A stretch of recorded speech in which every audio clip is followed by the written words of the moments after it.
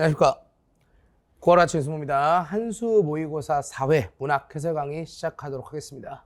개인적으로 지금까지 나온 문학 중에서 가장 깔끔했다. 선지는 일단 이렇게 생각을 하고 있습니다. 물론 1, 2회가 조금 여러분들한테 까다로웠을 것 같고요. 3회부터는 조금 약간 깔끔하면서 뭔가 이렇게 되고 있다고 저는 생각을 하는데, 그래서 고전소설 난이도도 적당했던 것 같고, 현대소설에 한강 작가님 나오셔서 많이 놀랬고, 뭐 나머지는 작품이 어려운 게 특별히 없어가지고 아마 여러분들의 체감 난이도 그렇게 높지는 않았을 것 같은데, 그럼에도 불구하고 다 맞기는 또 쉽지 않은 문제들이 한두 개씩 숨어 있어서 그것들 위주로 좀 말씀드리겠습니다. 일단 첫 번째 고전소설 장풍운전인데, 얘는 좀 중요해요. 왜냐면 일단 얘가 수능 완성 연계입니다.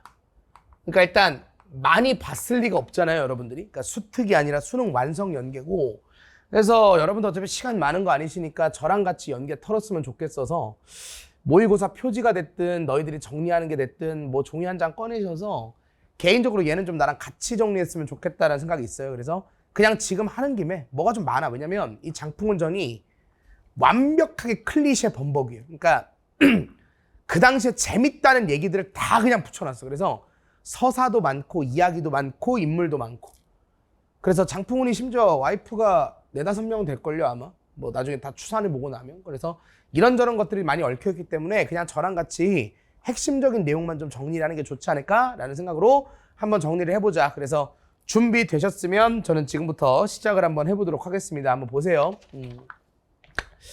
장흐이라는 사람이 있습니다. 장풍운의 아빠입니다. 친부가 되고요. 양씨. 그래서 둘 사이에서 풍운을 낳았습니다. 당연히 고전설 주인공이니까 뛰어났겠죠. 근데 문제는 뭐냐면 장흐이가 이제 가족들을 놔두고 이제 부임지로 가게 되고, 그랬을 때 가달이라는 오랑캐가 이제 침공을 해서 가족들끼리 이산 헤어지게 됩니다. 일단 첫 번째입니다. 그래서 가족끼리 뿔뿔이 흩어지게 된다. 그래서 이제 풍운이 이제 혼자 남았는데, 그때 이제 여기 이운경, 그러니까 수완에서는 이운경이고요. 수특에서 지금 현재 한수 지문에서는 운징이라고 나오거든요. 당연히 운경으로 알아두는 게 좋습니다. 왜냐면 수완 지문을 갖다 쓸 테니까. 그래서 이 운경이가 풍운이를 딱 봤는데 생긴 게 범상치가 않은 거예요. 왜냐면 운경이가 명감, 사람 보는 눈이 있거든. 그래서 얘가 구제를 해줘요. 내가 너를 살려주마. 약간 이제 이 서사는 여러분들 잘 알지 모르겠지만 2015학년도 수능 소대성전의 서사와 많이 겹칩니다. 그러니까 이운경이 명감으로 얘를 알아보고 얘를 구제한 후 자기의 딸인 경패와, 참고로 경패는 이것도 좀 아셔야 되는 게, 이운경 같은 경우는 최 씨라는 본처, 그러니까 쉽게 말하면 여러분들 최 씨는 첫째 부인, 그러니까 전처라고 할게요. 그 다음에 호 씨가 후처. 이렇게 되는 거죠. 그래서 이제 최 씨 소생에서 나온 경패, 경운 남매가 있었는데 얘가 이제 여자이고 얘가 남자예요. 그래서 이제 운경이가 아무리 봐도 얘가 포텐이 괜찮은 것 같은 거야. 그래서 데리고 와서 자기 딸 경패와 혼인을 시키게 된다. 일단 여기까지입니다. 괜찮습니까? 그래서 운경이 이제 데리고 와서 풍운이랑 경패를 혼인을 시킨다. 완벽한 은인이죠. 괜찮지? 근데 이제 그러다가 여러분들이 지문에서 읽은 바와 같이 운경이가 죽어요. 근데 죽으면서 얘가 워낙 이제 명감이 있으니까 풍운에게도 유서를, 경패에게도 유서를 남깁니다. 그 유서를 여러분들이 한수 지문에서 지금 본 겁니다. 괜찮으시죠? 쭉 설명할게요. 그러니까 풍운한테는, 야, 나 이제 죽으면 후처인 호씨가 너를 엄청 구박할 거야. 박대할 거야. 그때 너는 경운이를 데리고 도망가라. 그래서 풍운이가 경운을 데리고 가출을 합니다. 유서의 내용에 따라 가출을 하게 되고요. 그러면서 좀 이후의 얘기지만 경운이를 여러분들 저기 연경사라는 절에다가 의탁시켜요. 그러니까 내가 뭘 해야 되는데 경운이를 계속 데리고 다닐 수 없으니까 연경사라는 절에다가 경운이를 의탁합니다. 그럼 이제 풍운이랑 경운이, 그러니까 경패 입장에서는 지금 현재 풍운이도 사라졌고 경운이도 사라졌잖아. 그래서 이제 경패가 우울하죠. 어떡하지나? 근데 이제 여러분들 한수 지문에서 봐서 알겠지만 호씨가 자기의 사촌, 그러니까 조카를 이제 경패랑 결혼시키려고 하잖아. 그러니까 이제 경패는 그건 죽어도 싫은 거야. 이미 혼인했는데 딴 남자랑 결혼하려고 하니까. 근데 그때 갑자기 유서가 딱 떠올라서 어떻게 하라 그랬더니 경패야 자란이랑 도망가거라. 또 아빠가 이렇게 얘기한 거 아니야. 그래서 그 유서를 듣고 경패는 도망을 갑니다. 그래서 경패가 도망을 가서 도착한 곳이 여러분들 지금 지문에 나온 곳이죠. 단원사입니다. 단원사. 단원사라는 절에 도착했는데 거기서 기원이라는 승려의 제자가 됩니다. 여러분들이 아는 바와 같이 이 기원은 누구였다? 양씨였다. 쉽게 말할게. 누구 엄마였다? 풍운이의 엄마였다. 쉽게 말하면 경패한테는 뭐다? 시어머니를 만나게 됩니다. 그럼 제가 조금 정리해도 될까요? 여기 있는 양씨가 가다리 침봉해서 아들을 잃고 막 떠돌아다니다가 단원사까지 왔던 겁니다. 경패도 아버지의 유서를 받고 어쨌든 간에 호씨의 어떤 구박을 피해서, 뭐 구박이라기보다는 호씨의 조카랑 결혼하게 되니까 아예 가야 되겠다 해서 우연히 여기 단원사에서 스승으로 모시던 기원이가 알고 보니까 시어머니 양씨였던 거예요. 그 시어머니 양씨인 걸 어떻게 알았어요? 봐서 알겠지만 여러분들 경패가 풍운의 옷을 갖고 있었죠. 그 옷에 옷깃에 비단 주머니 있었죠. 쉽게 말할게 익숙한 클리셰죠. 증표죠. 그 증표로 서로를 알아본 거죠. 나도 아들을 잃었었는데 내가 그 옷깃에다가 비단 주머니에다가 이름을 적어놨었는데 혹시 그걸 뜯어보아라. 네, 뜯어볼게요 했는데 이름 풍운이야. 야, 너 내 며느리구나. 이렇게 상봉을 하게 된 겁니다. 이게 현재 여러분들 읽은 한수 지문의 내용입니다. 괜찮으시죠? 자, 지문 설명까지 끝난 거예요. 자, 그 상태에서 그러면 이제 초점을 돌려봅시다. 풍운이 뭐하냐? 자, 또 혼자 남겨졌습니다. 이제 연경사 의탁하고 해서. 근데 이제 이 주인공을 가만히 놔둘 리가 없죠. 왕공렬이라는 애가 있습니다. 원철이라는 상인이 있습니다. 그래서 요 둘은 그냥 이렇게 기억하세요. 조력자입니다. 풍운을 도와줍니다. 심지어 조력자이자 나중에는 다 장인어른이 돼요. 왕공렬에게도 딸이 있고 원철에게도 딸이 있는데 전부 다 풍운이랑 결혼시킵니다. 자, 이들의 도움을 받아 풍운은 잘 나가요. 한림학사가 되고요. 과거급제를 했다는 얘기죠. 그리고 나서 갑자기 이제 서번이나 이런 오랑캐들이 쳐다오니까 대원수가 됩니다. 그래서 그들을 무찔러요. 대원수가 돼서 그들을 무찌릅니다. 자, 원수가 되었을 때 갑자기 꿈을 꿉니다. 꿈에서 누가 나타나냐면 금산사라는 절에 승려가 꿈에서 나타납니다. 금산사 승려. 뭐 대충 꿈의 내용은 이런 거죠. 너 엄마 보고 싶지? 곧 엄마 만나게 될 거다? 너 마누라 보고 싶지?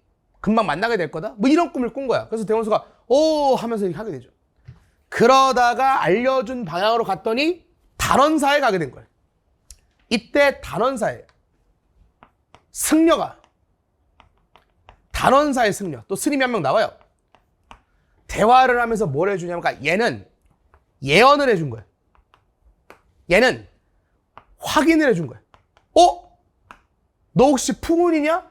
얘기하다 보니까 맞아. 그래서 알려주죠. 그래서 니네 여기서 이제 시어머니 양씨도 풍운이 엄마도 기절하고 경패도 기절하고 드디어 만났구나 이렇게 되는 게 수능 완성 지문입니다. 괜찮으시죠? 그러니까 제가 지금 뭐 하고 있는 거냐면 전체 줄거리 떠들어 드리면서 한수 지문이 이거야. 수능 완성 지문은 이거야. 이미 대원수가 돼서 무찌르고 금산사 승려가 꿈에 나타나서 곧 만나게 될 거야. 가다 보니까 단원사란 절에 갔는데 그 승려랑 얘기하다 보니까 네가 풍운이구나를 이 승려가 확인해주고 만나게 된다. 상봉하게 된다. 괜찮아요? 정리 한번 할게요. 요렇게 만나고 나서 그 이후의 이야기를 간단하게 말씀드리겠습니다. 만나요. 그리고 나서 이제 순서대로 만나야죠. 첫 번째 누구 만나야 되지? 연경사에 의탁했던 경운과도 상봉을 하게 되고, 다른 근무지에서 일하고 있었던 장이 아버지와도 상봉을 하게 되고, 쉽게 말할게요. 나라의 위기를 해결하면서 가족의 위기를 해결하는 영웅의 모습이 나타난 거죠. 이게 이제 유충열전에서도 많이 나왔던 거죠. 자, 이제 그리고 나서 뭐 여러 명이랑 결혼합니다. 뭐 윤옥이라는 여인한테 결혼하고 유씨랑 결혼하기도 하고 이렇게 결혼하는데, 이 유씨가 빌런이에요. 유씨가 이제 이부인, 쉽게 말하면 경패죠. 경패를 이제 모함하고 어떤 위기에 빠뜨리고 음해하고 이렇게 해가지고 나중에 걸려서 죽게 됩니다. 이렇게 하고 마무리가 되는 소설이다. 그래서 마지막에 이제 끝에는 여자끼리 어떤 투기, 그래서 뭐 예를 들면 뭐 옥린몽이라든지 약간 장경전, 약간 이런 서사까지 넣었죠. 그래서 정말 많은 소설의 이야기가 여기에 다 들어가서 약간 클리셰 범벅인 소설. 그래서 내고자 하면 정말 낼 부분이 많은 소설들. 근데 저는 그 와중에 한수지문과 수능 완성지문의 내용을 정리를 해드리면서 떠든 겁니다. 이렇게 이해하시면 될 것 같아요. 그래서 굳이 시간을 써서 여러분들 시간 쓰지 마시라고 제가 정리를 한번 해드렸고요. 그럼 지금부터 지문 잠깐만 볼게요. 형광펜 두고 앞부분에 주고 싹 다 밑줄 갑니다. 전란으로 부모와 헤어져 떠돌던 풍운을 구제한 이운직은 그를 전처했다는 경패와 호론시킨다. 이운직이 죽자 그의 후처 호씨가 풍운을 박해하고 풍운은 천황교와 함께 집을 떠난다 그랬는데, 여러분들이 제 수업 들은 사람이면 얘기해봐. 무슨 나라 보여야 돼? 그치? 이운직이 죽자가 보여야 돼. 내가 말했지. 앞부분에 죽거나 중략 부분에 죽어서 누가 죽으면 무조건 중요하다. 적게 말할게. 죽어서 중요한 게 아니라 죽고 나타나면 중요하다고. 너네 중략 다음에 보면 알겠지만 일단 이운직은 첫 번째 유서를 남겨요. 두 번째는 딸의 꿈에 나와서 위기니까 어디로 돌아가라고, 어디로 가라고, 단원사로 가라고 얘기도 해주지. 이런 걸 뭐라 그래? 비현실적 조력자. 비현실적 조력자. 여러분들 아마 제 단과 수강생들은 저랑 같이 반시전이라는 지문 수업했는데, 그때도 시어머니인 양부인이 득병하여 죽자 하고 나서 꿈에 나타나서 위기 알려주잖아. 똑같은 거잖아.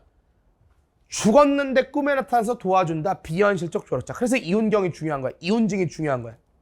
요도는 보였어야지. 또 하나, A꺽쇠 B꺽쇠 이렇게 바라 묶여있으면 뭐 물어보는 거다? 발화 의도. 그래서 항상 고전서를 읽을 때는 일반론적인 얘기를 하는 거야. 누가 누군지 인지하면서 발화와 행위의 의도를 파악한다. 결론, 끝까지 차분하게 읽으면 결국 내가 뭘 파악한 거야? 경패가 도망가다가 우연으로 기원, 쉽게 말하면 양씨, 풍운의 엄마, 본인한테 시어머니를 만나게 되었다까지가 지문의 내용인 겁니다. 자, 문제는 어렵지 않아서 빨리빨리 털어볼게요. 18번에다가 좀 적을게요. 세부일치요. 중요한 선지 하나 있죠? 여러분들 딴 건 됐고 5번 선지 형부터 밀어 갑시다. 기원은 경패의 남편 이름을 듣고서 경패가 지닌 옷을 알아보았다라고 되어 있는데, 적자 선후를 비틀어서 물어본 거죠. 이번 평가원 되고 되게 많죠. 쉽게 말할게요. 옷을 알아보고 이름을 확인한 겁니다. 이름을 확인하고 나서 옷을 본 게 아니에요. 앞뒤가 바뀌었다. 선우 답 5번 이렇게 딸깍 찍을 수 있어야 될 것 같고요. 19번도 여러분들 잘 냈어요. 그러니까 사실은 1번 선지 같은 게 가족을 잃고라는 워딩이 좀 거슬리는 사람이 있을 수도 있어요. 근데 어쨌든 경패 입장에서는 풍운이랑 경운이 어쨌든 사라졌으니까 잃었다고 볼 수 있겠죠. 이때 이제 선생님 호씨는 가족 아니? 이렇게 트집 잡을 필요는 없는 거고. 그래서 1번 선지의 워딩이 좀 거슬릴 수 있지만 얘는 큰 문제는 없고요. 어쨌든 답은 3번 찍으셔야죠. 그러니까 단원사는 경패가 헤어졌다는 혈육과 다시 만나 슬픔을 위로받는 공간이라고 그랬는데, 시어머니는 혈육이 아닙니다. 다시 만난 것도 아니죠. 그러니까 쉽게 말하면 초면이에요. 초면. 그러니까 처음 본 겁니다. 그래서 이렇게 증표로 알게 된 거니까 중요한 걸 물어본 게 맞고요. 20번은 완벽한 발화 의도죠. 그래서 여러분들 답은 4번 찍을 거라고 생각하면 얘는 쉽고, 21번 적을까요? 사실 확인입니다. 바로 답이 선명하게 보였으면 좋겠어요. 3번 선지형부터 갑시다. 떨어진 옷을 만지고 있던 사연을 기원에게 아뢰는 데에서 경패가 지니고 있던 증표를 내세워 헤어진 가족을 찾으라고 있음을 알 수 있군이라 그랬는데, 여러분들 분명히 말하지만 이 모든 것들은 다 우연입니다.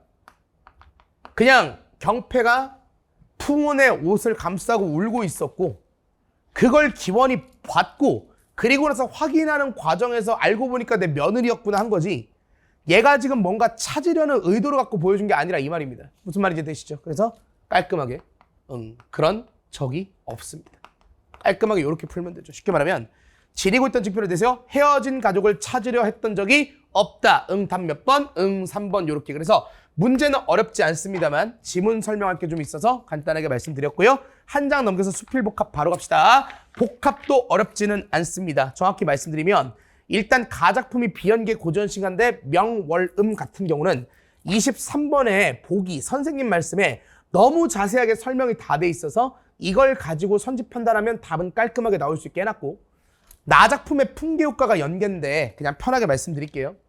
제1수, 2수, 6수는 수특하고 겹치고 제3수는 미수록 부분입니다. 그래서 간단하게 빨리 끝냅시다. 이것도 똑같습니다. 자연친화 작품이죠. 1수, 청풍을 조이고 창을 안 닫았고 명월을 조이고 잠을 안 들었어요. 두 가지가 청풍 명월일 겁니다. 어디 혼자 갔노 하니까 1수는 자연친화, 자연이 좋아요. 자연친화적 태도. 됐죠? 제2수 갑니다. 내가 누구라고 해서 작록은 벼슬입니다. 마음을 두겠냐. 조그만 띠집, 무심 소박이죠. 신의 이른바 어젯밤 손수 닫은 문을 늦도록 닫히었으라 그랬으니까 제가 결국 본인이 스스로 내가 자연이 좋아서 문을 닫아버렸다. 아하, 나는 현재 무심하고 소박을 지향하고 있다. 띠집 짓고 산다. 이 얘기고요. 제3수, 상의에 책 놓고 상 아래 신을 내어라. 뭘 준비하네요. 나를 보리 그 누군가 알겠구나. 어제부터 무짓을 맛보러 왔나 보다 라 그랬으니까 여러분들 누가 날 찾아왔나 봐. 오케이. 자연에서 풍류를 즐기는 모습이 나타나고요. 제6수 갑니다. 오둠이 위하여 홍진에 나아가지 마라. 대놓고 얘기하죠. 속세로 가지 마라. 거의 이런 작품은 별로 없는데. 속세 가지 마. 바람 비워주러 칼과톱이 무서워라. 어쨌든 속세 가면 위험한 게 너무 많아.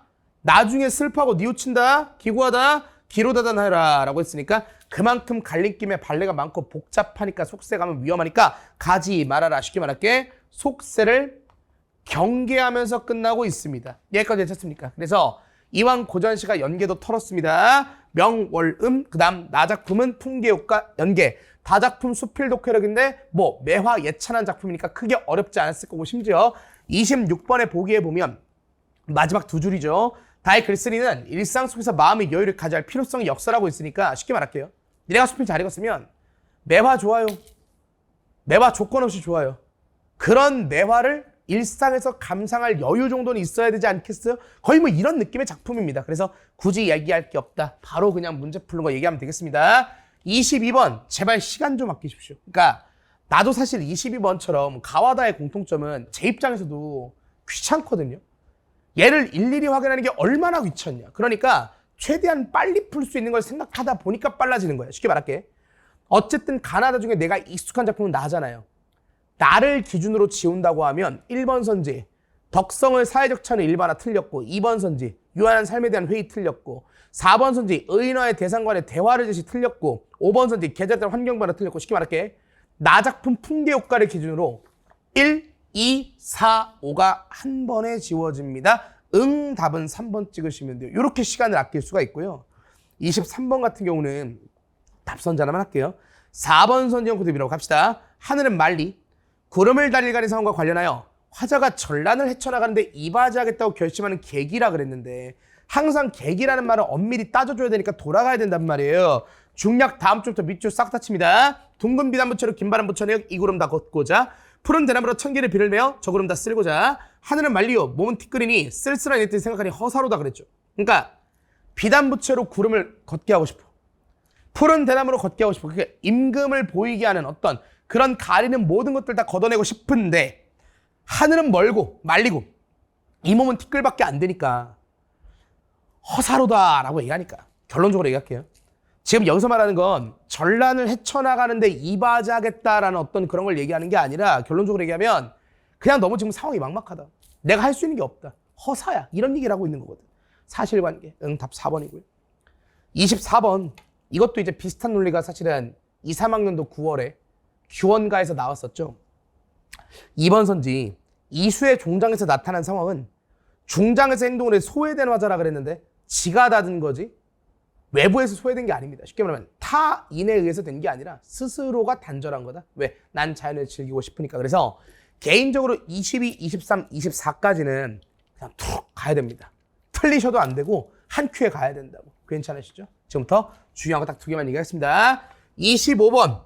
얘는 사실 답선지에 선명도가 조금 떨어진다고 느낄 수 있습니다. 그러니까 너희들이 헷갈릴 만한 여지가 있는 첫 번째 문제가 제 생각엔 25번이에요. 그러니까 니네가 만약에 문학을 좀 푼다 하는 사람들은 18번부터 24번까지는 문제가 없어. 근데 25번이 살짝 헷갈릴 수 있겠다. 그 중에서 매력적인 애가 3번 선제형급대비라고 합시다. 이것은 세상 사람들이 말하는 많은 조건들이 오히려 매화의 감상을 저해한다는 글쓴이의 인식을 드러낸다. 사실은 꽤 그럴듯해 보일 수 있어. 쉽게 말하면 본인이 주관적인 어떤 의미를 조금 부여하면 그럴 수 있지 않나라는 생각이 들 수 있는 게 한번 읽어볼게요. 디귿 갑니다.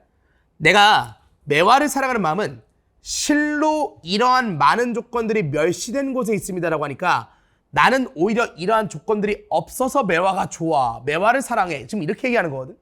그러니까 이제 이 말을 읽고 나면 왠지 3번 선지가 꽤 그럴듯한 게 오히려 조건이 없는 걸 좋아하니까 조건이 있는 게 매화의 감상을 저해한다라고 생각하나 이렇게 약간 확장이 될 수 있단 말이에요. 앞뒤 맥락 좀 읽어볼게요. 디귿 밑줄입니다.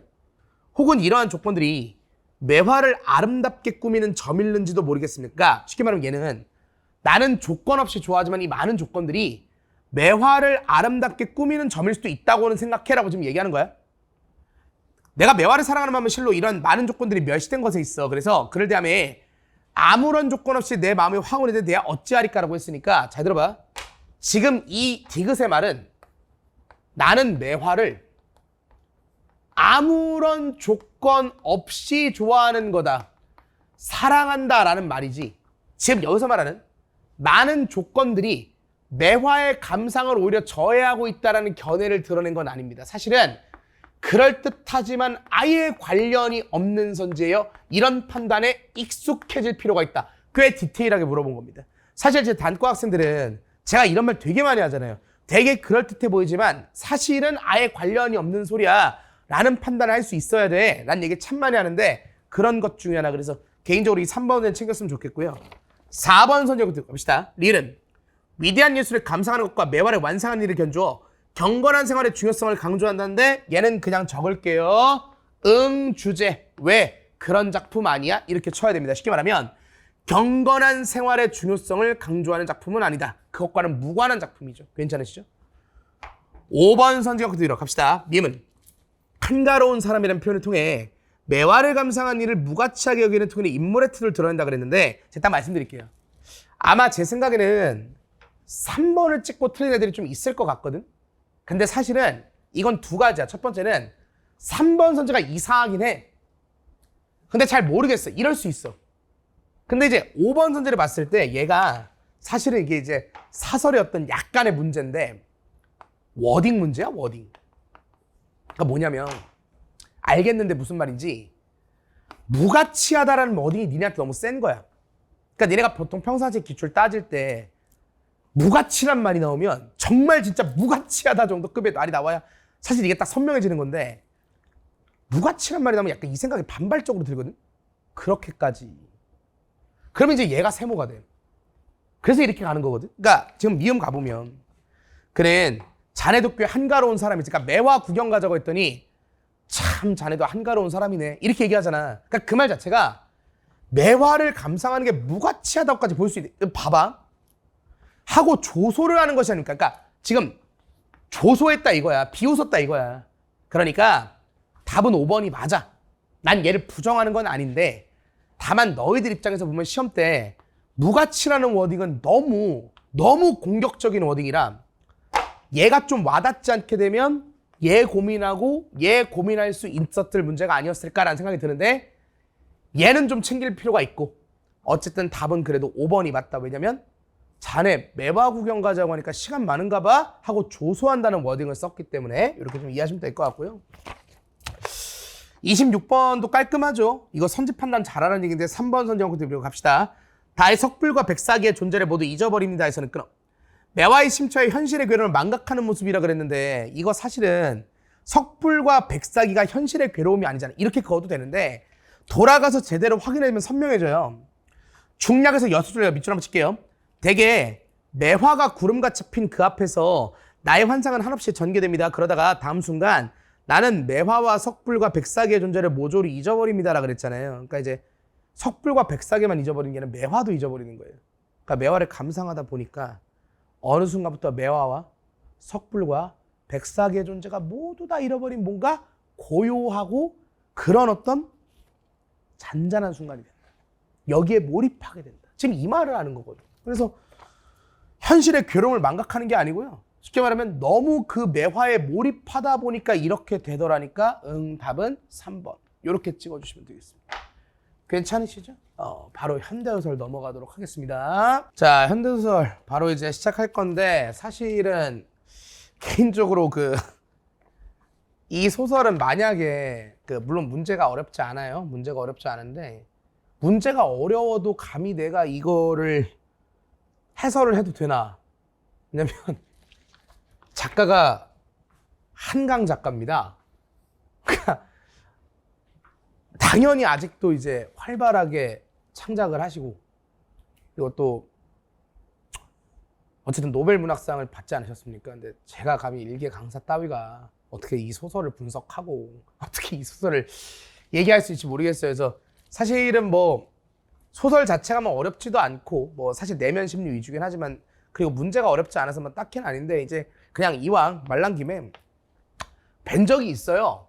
아마 그러니까 이제 대학교 학부 시절인데 제가 사실은 이분이 아니라 정확히는 이제 이분의 아버지죠. 여러분들 아실지 모르겠는데 한승원 작가님이라고 있습니다. 한승원 소설가님이시죠. 이분도 되게 유명하신 분입니다. 가장 대표적인 작품이 이제 아제아제 바라아제. 이거 영화로도 나온 거예요. 저는 이제 학부 시절에 이거 영화로도 봤습니다. 김수현 배우 나와가지고 강수인가 이제 배우님 이름을 잘 모르는데 아무튼 그 배우님 나오셔서 그래서 아제아제 바라아제라는 소설을 쓰신 한승원 작가님 있는데 뭐 여러분들이 알만한 작품은 이제 뭐 이런 것도 있어요. 누이와 늑대라고 EBS에 나온 작품도 있는데 예전에 아무튼 이분을 실제로 뵌 적이 있어요. 제가 학부 시절에 이제 저희 답사를 가서 가는 김에 장흥을 갔다가 이분을 이제 뵙고 그래서 이제 말씀도 좀 듣고 그래서 이제 문학 얘기도 좀 듣고 해가지고 저희 쫙 이렇게 앉아가지고 이제 이분께서 이제 1시간 정도 강연을 해주시고 마지막에 이제 이분께서 이제 책에다가 이제 본인 책에다 사인해서 이제 저희가 구매하면 사인 딱 해주시고 약간 그래서 저도 그때 이제 사인 되게 멋있거든요. 그래서 저도 구매를 했던 근데 그때 저한테 책을 나눠주셨던 분이 따님이셨던 것 같아. 지금 생각해 보니까.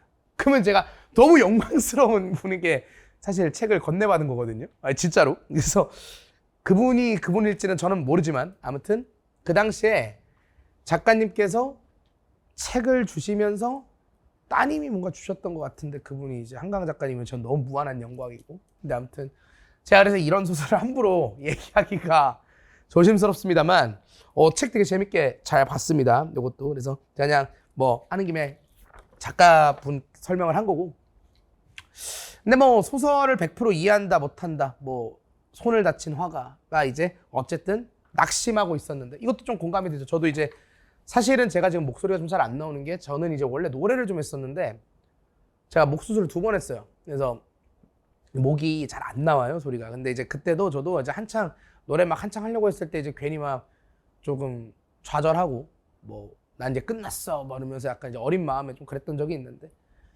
화가인데 심지어 사고로 손을 졌으면 더 했겠죠. 근데 아무튼 그러면서 이제 생의 의지를 불태우고 뭐 약간 이제 이런 느낌으로 가는 소설인데 워낙 문제가 어렵지 않습니다. 여러분들 27번에 4번 찍는 것도 문제가 안 되고 28번 사실 너희가 에이컥스에 차분하게 잘 읽으면 답이 될 게 5번밖에 없고 심지어 29번 맥락으로 쳐주죠. 인물의 체념과는 아예 관련이 없을 것이고 심지어 30번의 답이 1번인데 이것도 아마 찍을 때 진짜 이걸 묻는다고 약간 이런 느낌이 들었을 수 있어요. 그래서 제가 지금 이렇게 넘어가는 건 뭐 남는 게 없다 이게 아니라 요 정도는 여러분들이 차분하게 잘 했을 거다. 다만 이제 비연계 소설도 우리가 좀 읽어볼 필요가 있으니까 이렇게 들어간 거다 정도 얘기고요.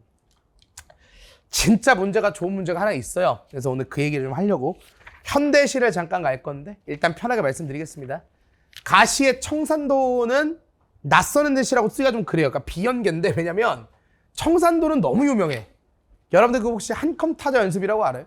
거기 나오면 항상 청산도 있거든요. 그리고 사실 여러분들 그 박두진 시인의 해라는 시나 청산도가 좀 많이 비슷하죠. 그래서 얘를 낯선 시라고 하기보다는 그냥 비연계다. 비연계라고 할 수 있겠고 나시의 누룩이 연계죠. 근데 이 시도 좀 유명해. 그래서 그냥 말 편하게 할게요. 결국 누룩의 어떤 의미, 그러니까 너희들이 이제 제가 항상 늘 얘기하지만 제목이 가장 상징적인 대상이고 그 의미를 알면 시가 뚫린다. 누룩은 민중이죠. 근데 이렇게 알면 시가 뚫리는 거죠. 그래서 지금 화자가 이제 현재 누룩이 발효되는 걸 보는 거죠.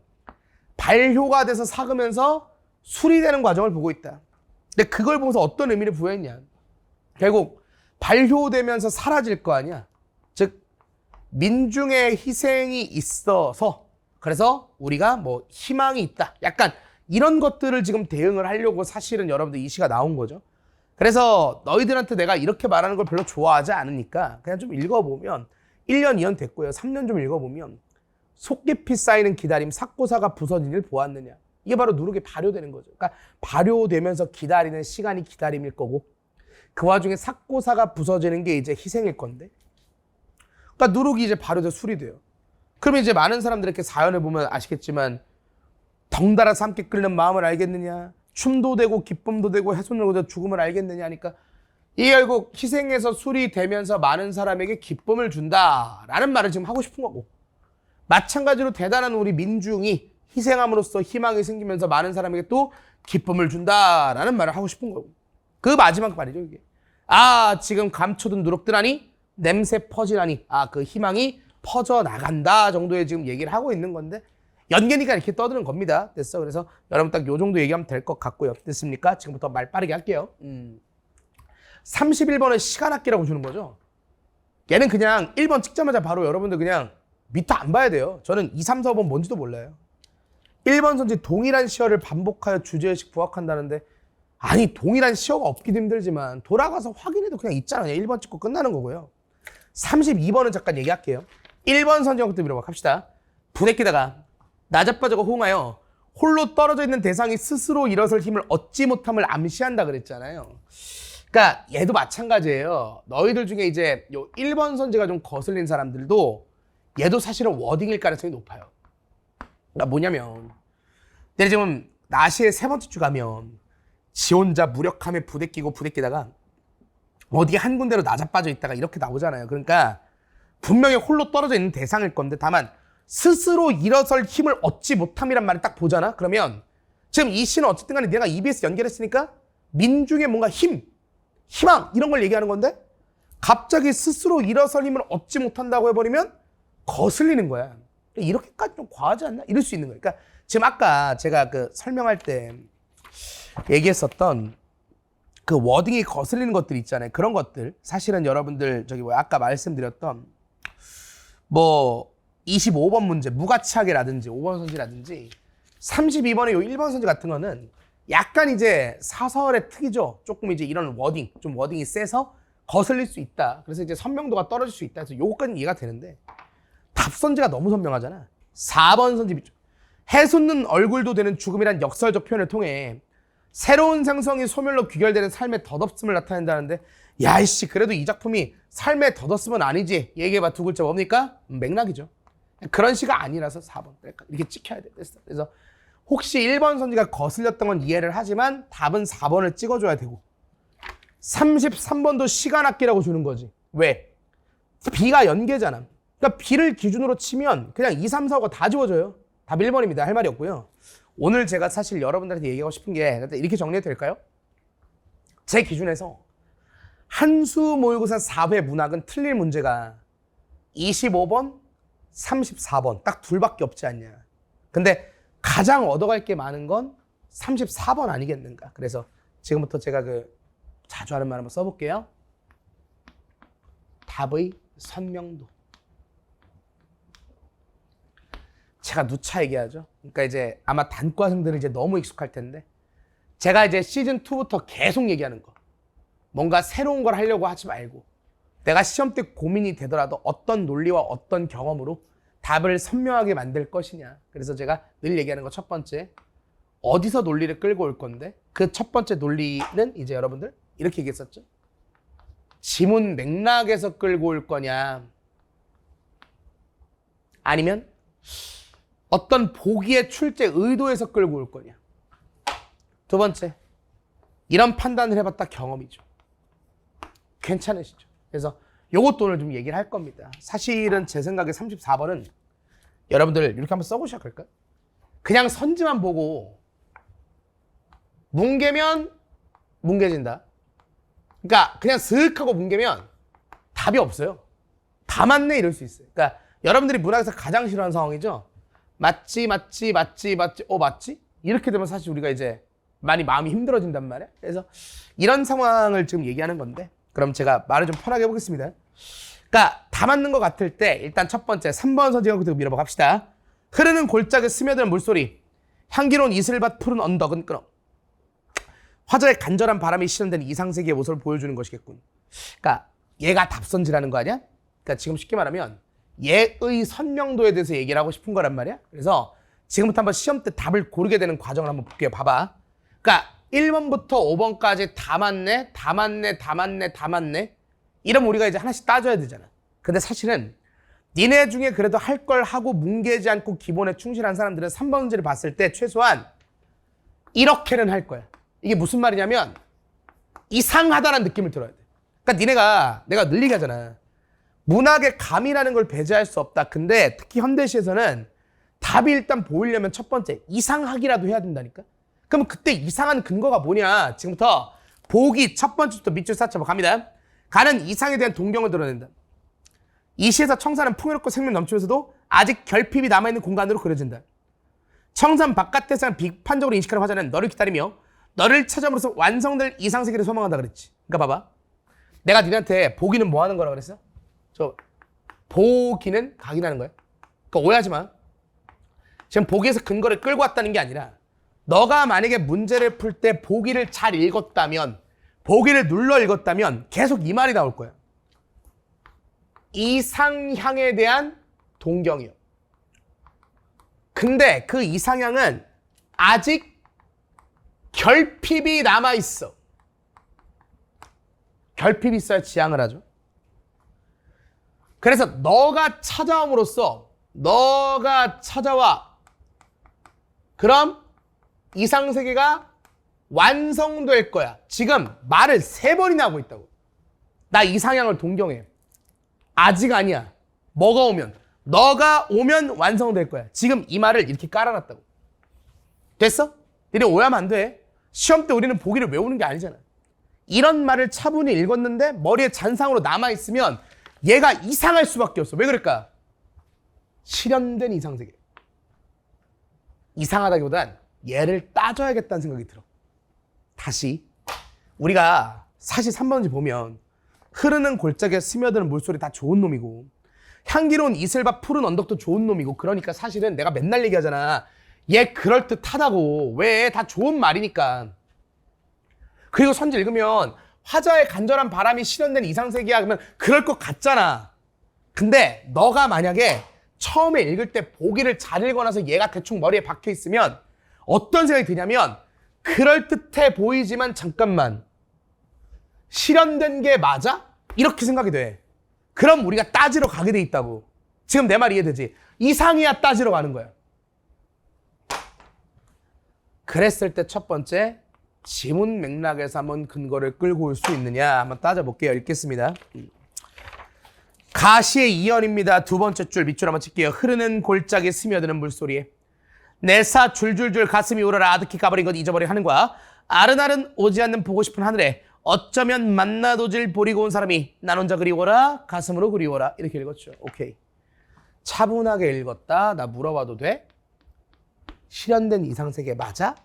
라고 하면 너희들은 이렇게 읽었어야 돼. 읽어봤더니 약간 어떤 느낌이야? 아직 아닌 듯. 이 생각이 딱 들어야 돼. 그러니까 실현된 이상세계라며. 실현된, 간절하게 실현된 이상생이라 이걸 따지러 갔잖아. 그러니까 얘가 이상하니까 보기를 잘 읽어서 이상하니까 따지러 가서 돌아가서 읽어보니까 이연을 봤더니 아직 아닌데 뭔가 부족해 보이잖아. 네가 지금 읽어보면 알겠지만 아직 오지 않은 가버린 것 잃어버린 하늘과 아른하듯 오지 않는 보고 싶은 하늘 이렇게 얘기했으니까 아직 뭐가 안 왔어. 결핍이 있단 말이야. 그러니까 이상형이라고 보기 어렵지. 근데 이것만 갖고 확정하기 어려우면 두 번째 여기서 의도를 끌고 올 수 있지. 다시 보기 마지막 줄 한번 읽어볼게요. 너가 찾아옴으로써 완성될 이상세계. 그럼 나 물어봐도 돼? 이상세계가 실현되려면 누가 와야 돼? 너가 있어야 돼. 이 연엔 너가 아직 없어. 이러면 어떻게 돼? 답이 3번 선명해져. 아무 생각 없이 그냥 3번 선지를 그냥 슥 하고 읽으면 꽤 그럴듯해. 근데 애초에 처음부터 보기를 좀 잘 읽고 들어갔으면 실현됐나? 확인해 볼까가 돼야 돼. 지문을 읽어봐서 이연을 읽어보니까 아직 뭐가 없는데? 근데 이래도 확실하지가 않으면 보기를 갔더니 너가 와야 완성이 돼. 근데 아직 이연엔 너가 없다니까. 답 3번. 이렇게 곤란할 수 있는 아주 잘 낸 문제지. 얘네 뭐 굳이 따지면 향기로운 이슬밭 푸른 언덕? 걔가 사연이잖아요. 향기로운 이슬밭 푸른 언덕을 총총총 달려와줄 보리고 온 나의 사람. 차라리 얘는 너라는 말이 있으니까 그럴 수도 있겠다라는 생각은 들어. 근데 결국은 마지막 년에 보면 너만 그리노라 너만 그리노라니까 너는 사실은 아직 안 가. 너가 와야지 지금 오는 거야. 그러니까 실현된 이상세계냐라고 했을 때 모습을 보여주냐라고 했을 땐 여기에 반드시 너란 요소가 있어야 되는데 적어도 이연에서는 그런 모습이 나타나다. 쉽게 말할게. 이연에선 결핍이 나타난다. 34번 잘 챙겼으면 좋겠네요. 그래서 이 사회에서를 좀 요약하면 장풍운전 연계는 좀 봐라. 25번의 답선지는 워딩 때문에 좀 의아할 수 있지만 답은 확실하다. 34번 하나 챙겨라. 한강 작가의 작품을 언급할 수 있어서 영광이다. 이렇게 하면 되겠네요. 여기까지. 감사합니다.